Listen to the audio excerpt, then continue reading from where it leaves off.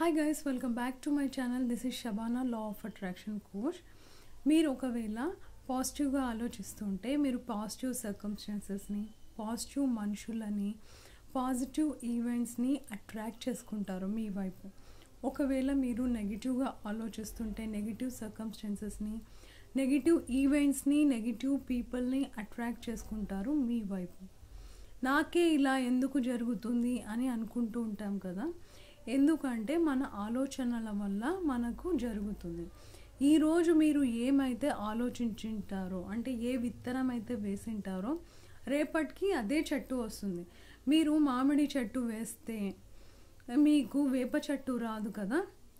అలాగే మీ మైండ్లో ఎలాంటి ఆలోచనలు మీరు నడుపుతున్నారో అవే రేపు మన జీవితంలోకి వస్తాయన్నమాట. లైఫ్ ఊరికేనే మనకి జరిగిపోదు. లైఫ్లో ఏదైనా సరే, చిన్న నుంచి పెద్ద ఆనందమైనా సరే, లాస్ట్కి మనకి చీమ కుట్టడం దగ్గర నుంచి ఊరికేనే జరగదు.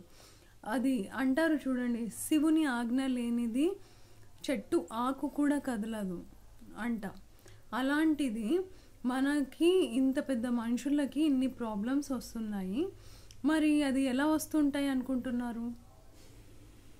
మన ఆలోచనల వల్లే వస్తున్నాయి అన్నమాట. ఇప్పుడు ప్రజెంట్ మనం ఉన్న సిచ్యువేషన్లో, అంటే మీరు ఎలాంటి ఛాలెంజెస్ ఫేస్ చేస్తున్నారో, ఎలాంటి ప్రాబ్లమ్స్లో ఉన్నారో, మీ రిలేషన్షిప్ ప్రాబ్లం అయినా సరే, మీ మనీ ప్రాబ్లం అయినా సరే, ఇంకేదైనా సరే, అది కేవలం మనం ఆలోచించిన మన ఆలోచనల వల్లే.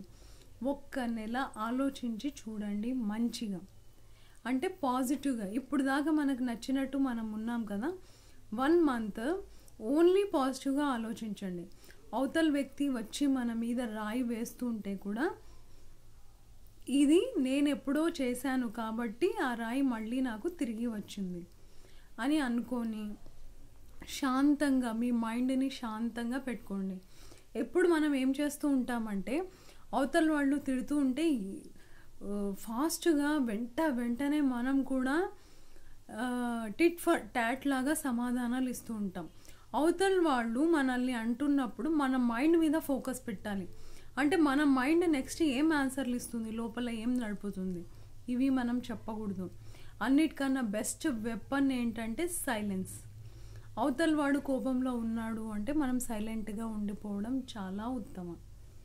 ప్రజెంట్ మనం ఉన్న రిలేషన్షిప్స్ ఏవైతే మనకు ప్రాబ్లం చేస్తున్నాయో అవి కూడా మన ఆలోచనల వల్లే జరుగుతున్నాయి.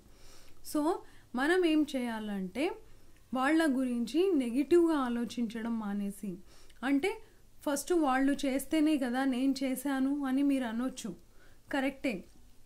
కానీ మీకు తెలియకుండానే మీరు ఎన్నో చేసిండొచ్చు, చెప్పిండొచ్చు. చెప్పడం అంటే నోటి ద్వారా చెప్పడం మాత్రమే చెప్పడం కాదండోయ్. మన మైండ్లో ఏవైతే ఆలోచనలు మనం నడుపుతామో, ఎవరైనా అబ్బా ఇంటికి వచ్చారనుకోండి, అబ్బా వచ్చేసారు ఇంటికి తలకాయ తినడానికి, ఇది కూడా ఒక ఆలోచన. ఇది పాజిటివా మీరే చెప్పండి, కాదు కదా. సో మనము చిన్న ఆలోచన మన మైండ్లో, ఫస్ట్ మన మైండ్ నుంచే పోతాయి. మన వర్బల్ కంటే మన మెంటల్ థాట్సే ట్రావెల్ చేస్తాయి చాలా దూరం వరకు, అమెరికాలో ఉన్నా కూడా.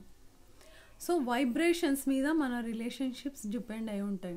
మీరు ఎంతైనా తిట్టుకోండి, వార్తల వాళ్ళు వచ్చినప్పుడు మంచిగా మీరు బిహేవ్ చేస్తే ఆ రిలేషన్షిప్ మంచిగా ఉంటుంది అనుకుంటున్నారా? మనం ఏదైతే ఇస్తామో అదే మనకి తిరిగి వస్తుంది, అది రెట్టింపుగా తిరిగి వస్తుంది. ఇది యూనివర్సల్ లా. ఈ లాని మనం ఫాలో చేయాలి ఖచ్చితంగా. సో ఈ రోజు నుంచి 30 days వరకు మనం ట్రై చేద్దాం ఎవరికి ఒక్క మాట కూడా చెప్పకూడదు అని. ఒకవేళ మనం మనుషులం కదా, వచ్చేస్తాయి మనకి వెంటనే. ఎందుకంటే మనం ఇలాగే అలవాటు అయ్యాము, నెగిటివ్గా అవతల వాళ్ళని మనసులో తిట్టుకోవడం. వాటిని ఆపడానికి వెంటనే వాళ్ళు చేసిన మంచిని కృతజ్ఞతగా చెప్పండి. థ్యాంక్ యూ యూనివర్స్, నాకు ఇతను ఫలానా టైంలో హెల్ప్ చేశాడు. థ్యాంక్ యూ యూనివర్స్, నాకు ఈమె ఫలానా టైంలో ఈ గిఫ్ట్ ఇచ్చింది అని ఏదో ఒకటి మంచిది అనుకొని అక్కడితో స్టాప్ చేసేయండి. మీ థాట్స్ని దాని తర్వాత ఒకటి రన్ చేయకండి. మనం ఒక్క థాట్ తర్వాత ఇంకొక థాట్ రన్ చేసినప్పుడు ఆ నెగిటివ్ థాట్స్ ఊబిలో చిక్కుకుపోయి ఉంటాం మనం. ఇంకా అలాగే మన హిస్టరీ రిపీట్స్ అంటారు చూడండి, అలా మన హిస్టరీ దగ్గర నుంచి వస్తుంది. వాళ్ళ పూర్వత్రాలు వాళ్ళు ఏమేం చేసినారు మనకి అక్కడ నుంచి వస్తుంది. దీనివల్లనే మన రిలేషన్షిప్స్ చెడిపోతున్నాయి. సో ఒక్కసారి పాజిటివ్గా ప్రతి విషయంలో పాజిటివ్గా ఆలోచించి చూడండి, మీకే డిఫరెన్స్ తెలుస్తుంది.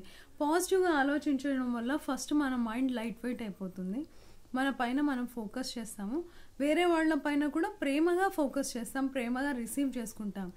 అదే మీ మైండ్లో నెగిటివ్ థాట్స్ నడుస్తుంటే పిల్లల మీద చూపిస్తాం, హస్బెండ్ మీద చూపిస్తాం, వేరే ఎవరైనా వస్తే వాళ్ళ మీద చూపిస్తాము. అవునా? ఒకసారి మిమ్మల్ని మీరు ఆలోచించుకోండి, ఎలా బిహేవ్ చేస్తారో మీరు. అరిచేస్తాం కొన్నిసార్లు మనం, ఎందుకు? ఇవన్నీ మన థాట్స్ వల్లే నడుస్తుంది. పిల్లలు ఉంటే మనకంటే మన వాళ్ళతో అంటే మన అత్త మామ లేదా హస్బెండ్ మీద చూపిలేక పిల్లల మీద చూపిస్తూ ఉంటాం ఎన్నోసార్లు.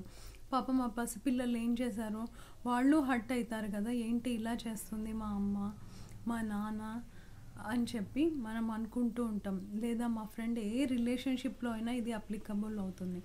సో ఒక్కసారి ఇవి అన్నీ వినడం వరకు కాదండి, మనం ప్రాక్టికల్గా ప్రాక్టీస్ చేస్తేనే మనకు తెలుస్తుంది. Thank you for listening me.